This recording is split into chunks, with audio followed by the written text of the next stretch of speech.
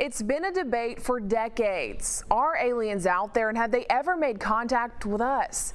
After 45 years of keeping it a secret from his own family, a Gulf Coast man's declining health has given him a reason to write a book and leave his legacy.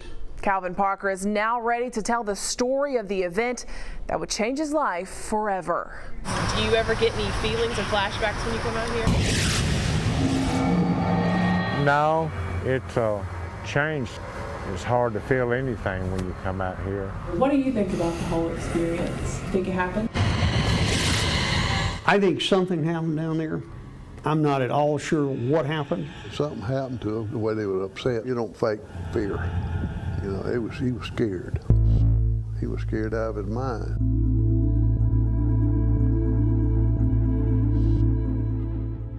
In 1973, Calvin Parker was 19, a hard worker who just wanted to build a home and raise a family. But those plans would be derailed during a fishing trip in Pascagoula. A real bright beam appeared all over us, but it kind of blinded me for a second, and when I got my vision back, I seen three bulky looking creatures coming toward us. Parker will tell you, because of this night, he's spent the last 45 years in hiding, scared to face the curious and unrelenting public eye.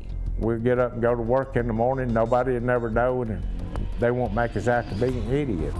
But after suffering a stroke and having 2 open heart surgeries, in a rare interview, Parker is recounting to me the night that changed his life. And we pulled up and I noticed there was posted signs there. And I said, Charlie, you know, maybe we don't need to go fishing here. He said, no, that's fine. And that's when I noticed some blue hazy lights reflecting coming across from my back, out across the water. So I stood up thinking that I was going to go to jail for trespassing. Just north of where Ingalls Shipyard now sits, Parker and his fishing buddy, 42-year-old Charles Hickson, would do anything but fish that night. I seen 3 bulky looking creatures coming toward us, and they was probably 4.5, 5 foot tall. They built like football players, but I noticed they kind of moved mechanical wise, and they was floating off the ground. By the time we stood up and turned around, they was there on us all at one time. So 2 of them got a hold of Charlie, 1 of them got a hold of myself, and instantly I felt like that I just got relaxed. Parker claims he and Hickson were levitated into the spacecraft. There was an examination room, what I call it, and the old big ugly creature that brought me in, he took me and laid me on an examination table, and he just backed up out of the way. I couldn't move or anything. All I could do was look, and there was something about the size of a deck of cards that came out of the ceiling, and it hovered about a foot in front of my eyes, and then it went to the right side of my head and it clicked, went behind my head and it clicked, went to the left side of my head and clicked, and then straight to the front, and then it shot back up in the ceiling.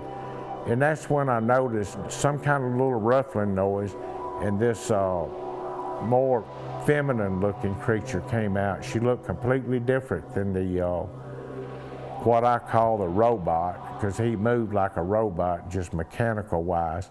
She looked kind of feminine looking and had fingers, regular fingers and all, come over and pinched me on the side of the cheek.